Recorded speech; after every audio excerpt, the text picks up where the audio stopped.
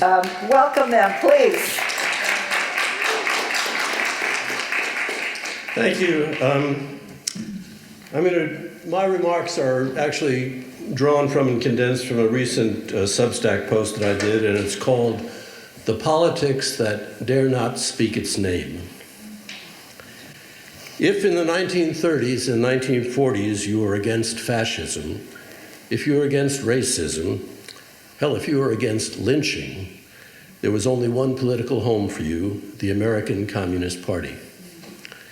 And so that's where many like-minded people congregated. They organized trade unions. They supported the endangered socialist government of Spain. They listened to the music of Josh White, Woody Guthrie, and Paul Robeson. They worked for an alliance between the United States and the Soviet Union against Nazi Germany. Many of their efforts were, in the long run, successful. The United States and the Soviet Union did unite to defeat fascism in Germany and Italy, not in Spain. Legal segregation was eventually outlawed. Lynching is, at least officially, a thing of the shameful past. But American communists paid a steep price for advancing these positions. In the Red Scare that followed World War II, they were isolated, scorned, and blacklisted. They lost jobs and careers. These legal and social constraints were effective in weakening the party. Many members left. Some named names to congressional committees. At least as important were the revelations in 1955 of Stalin's murderous brutality and crushing dissent while he reconfigured Soviet society. These harsh disclosures, the disillusioned supporters who thought they were working towards an idyllic, classless society.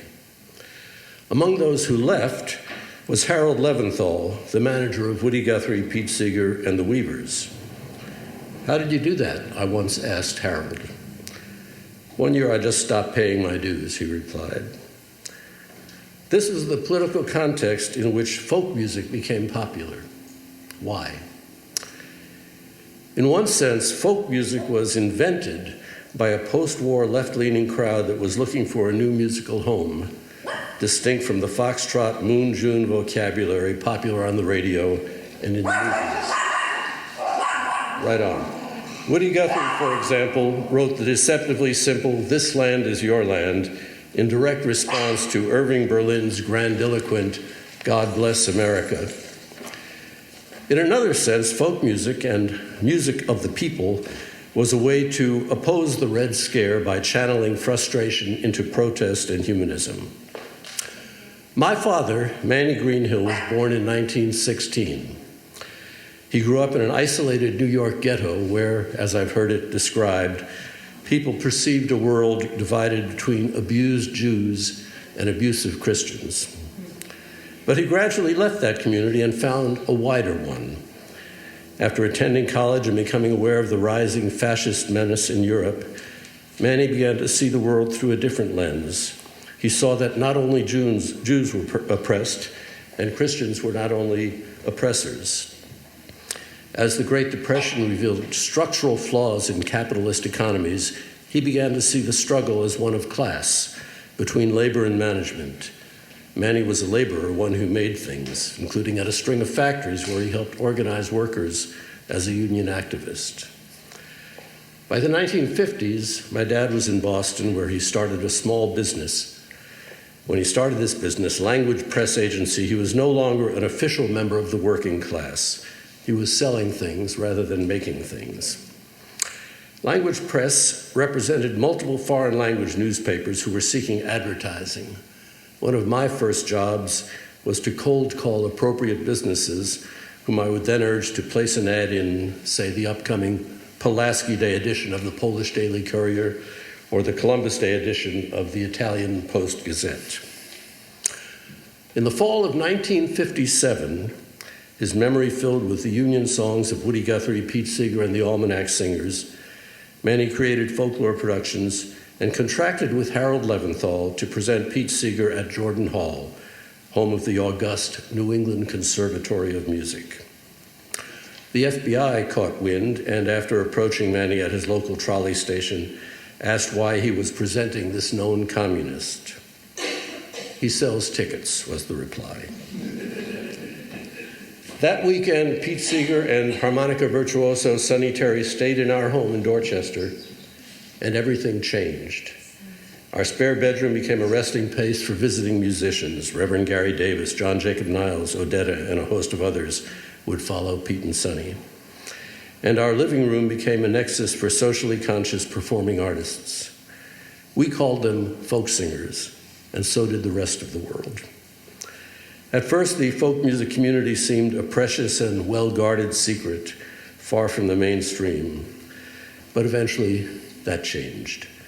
Crucially, Manny met Joan Baez through her politically active father, who, when moving from a local teaching gig to one in a different city, asked Manny to look after his talented teenage daughter. Joan's later appearance on the cover of Time magazine and the way she filled large concert halls, not to mention her appearance at the Woodstock Festival and in its subsequent movie, these were hardly the secret meetings of a hidden cell. Soon other clients began to receive recognition. Reverend Gary Davis, Doc Watson, Jesse Lone Cat Fuller. Folk music with capital letters became a genre of its own. Pete Seeger used to say that all music is political. Even a lullaby has a goal to put that baby to sleep. We can see this relationship between music and purpose in Bob Dylan's apprenticeship to Woody Guthrie and in Joan Baez's and Manny Greenhill's strategic insistence on playing only to racially integrated audiences, even in the Deep South in the 1960s. A few months before his death in 1996, my dad came over to my place for a New Year's Eve gathering. Manny was a weaker, more diminished presence by this time, and his voice had lost much of the force and resonance that it possessed when he sang Me to Sleep many years before. But he summoned enough strength to lead us in a bunch of the labor songs that had inspired his youthful political awakening. Once again, we heard about Joe Hill, about the Union Maid, and about the dust storms that blew Woody Guthrie out of Oklahoma. That night, when Manny sang about working folks organizing to demand their rights, he was as happy as I had seen him in years. Today, the American Communist Party is a storied nostalgia for some and a straw man enemy for others, but it's no longer a real political force. Even the last red diaper babies like Peter and me are running out of time to tell a different story. Yet the party's mixed legacy of successes and failures, of vision and myopia, seems ripe for reevaluation and reinterpretation. Most of its members, at least the ones I knew, seem to have been less interested in violent revolution and more interested in creating a more humane society, one that would dance to a music that looks back at its eclectic roots while looking forward to a more harmonious future.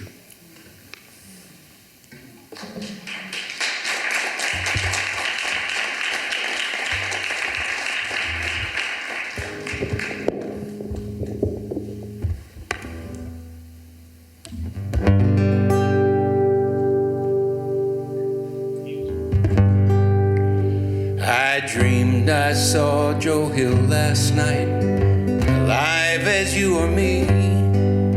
Says I, but Joe, you're 10 years dead. I never died, said he.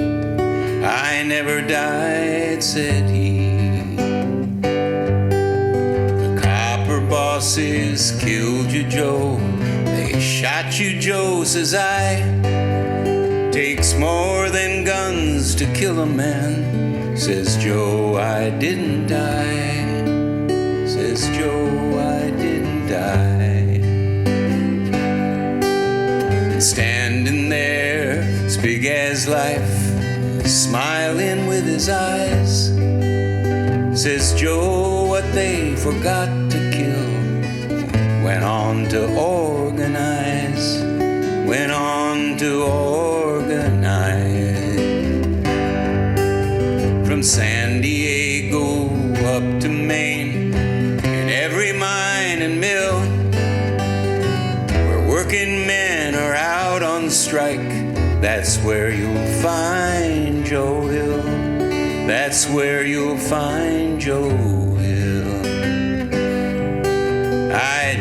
dreamed I saw Joe Hill last night, alive as you or me.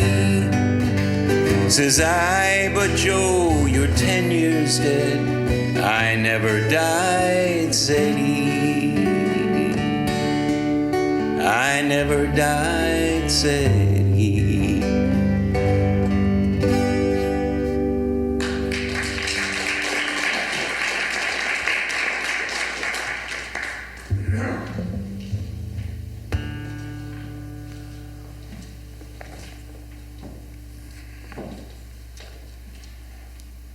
So I can't help saying before I give my little talk that this is a special place for me. Jim Kahn, the minister, many years ago, married Stephanie and I when we lived around the corner.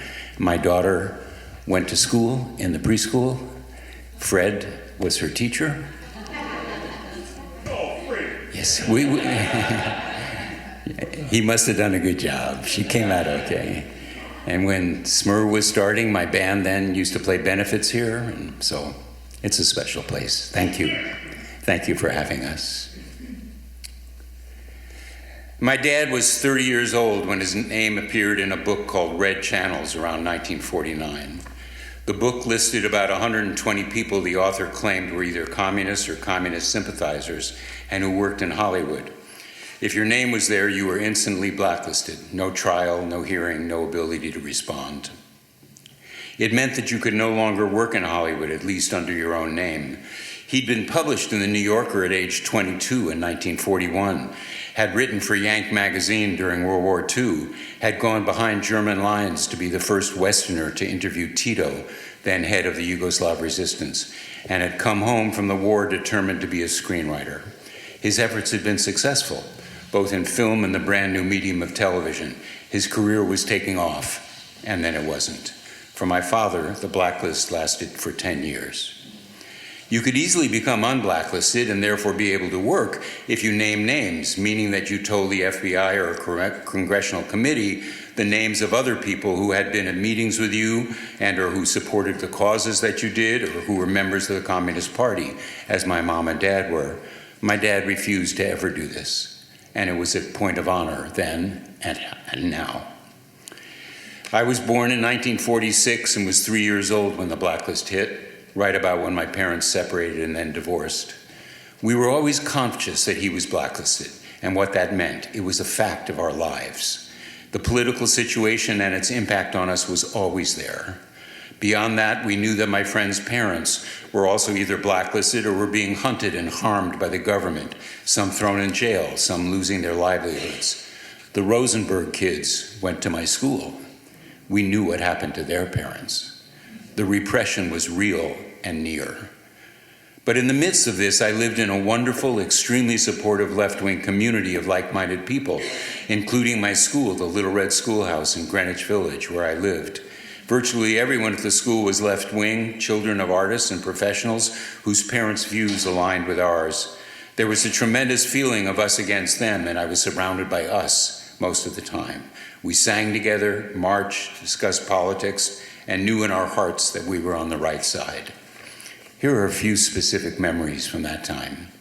When I was 5 years old in 1951, we picketed a movie theater on 8th Street because they were showing what my mom and her friends saw as a pro-Rommel film, The Desert Fox, starring James Mason as Rommel, the Nazi general. The film was very favorable to Rommel, and the war was very fresh for everyone. I, of course, was fascinated by the movie posters outside the theater and wanted to go see the film. My mom always told us to be careful on the phone because it could be tapped. She also said not to talk to the FBI if and when they came to the door, which they did where my dad lived. My mother was also a member of the CP, though as a dancer and dance teacher, she had not been blacklisted since she worked for herself. After she died, I found her FBI file, which was voluminous. When I was about 9 in the mid-50s, my father took my older sister Joan and me to a corner in Midtown Manhattan. He gave us a script and directed us to take it to a hotel mid-block where a movie was being filmed and give it to a certain person there. Clearly, he had written the script, but being blacklisted, he couldn't be seen delivering it, even though his name wasn't on the script because he used fronts. Once, my dad took me to get a haircut. He seemed to know the barber, and they chatted. After we left, he told me that the guy had been in Hollywood, successful, got blacklisted, couldn't find work, and was now a barber. My dad told me a story of sitting next to someone he knew at the theater during these days. The guy had named names, and they both knew it. And eventually the guy got up and left. He couldn't take the guilt, I guess. My dad hadn't said a thing. Even though my parents never had a regular visitation schedule for us, my dad would sometimes disappear for months, and I had no idea where he was. I learned years later that he might be in Europe or LA or elsewhere trying to find work. My dad used fronts for his scripts, meaning other non-blacklisted people would lend their names to something he wrote. He'd then be able to sell it at a fraction of what he should have gotten, but it was something. Check out the movie The Front from 1976, which my dad wrote, directed by Martin Ritt, also a fellow blacklistee, with a number of formerly blacklisted actors, all acknowledged as such in the credits. Also, for those of you who remember, about 90% of the scripts for the TV show You Are There, hosted by Walter Cronkite and a big hit, were written by my father and two other blacklisted writers. The producer, Charlie Russell, didn't care. He knew he'd get great scripts at a fraction of the cost. One of my dad's favorite fronts was his friend Leslie Sloat, who was then press secretary for Mayor Wagner. When I was a kid, I met both of them, and I knew what they were doing for my dad. I was raised to love the U.S. and the promise of what America could be and at times was. Neither of my parents saw any contradiction between being a communist and loving America, and neither did I. We were Americans through and through. We revered the founders, especially people like Thomas Paine, Madison, Jefferson.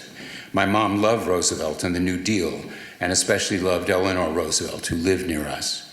She also loved Marx, Engels, Lenin, and Stalin, until she learned what Stalin had done.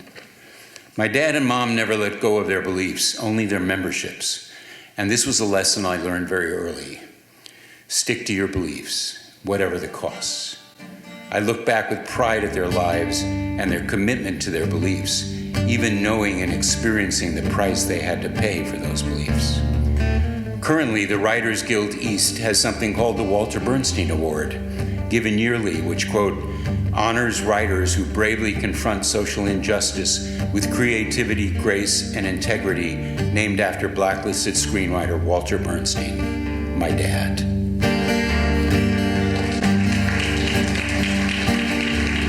Get up, stand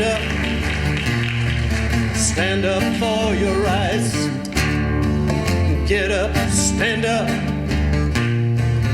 don't give up the fight. Get up, stand up for your rights. Get up, stand up, don't give up the fight. Preacher man, don't tell me heaven is under the earth.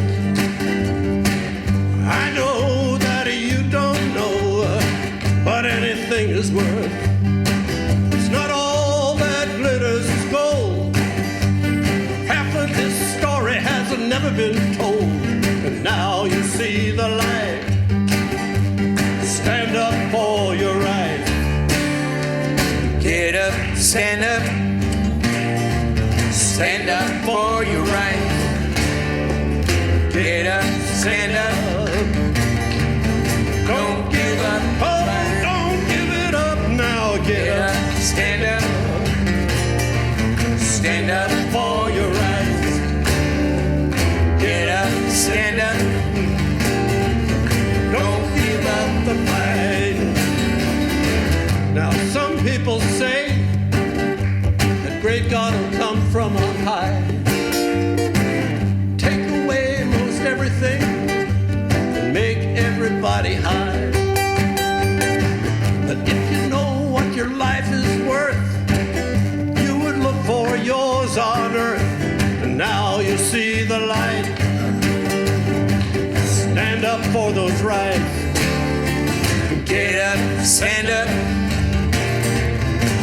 up for your rights. Get up, stand up, don't give up the fight. Get up, stand up,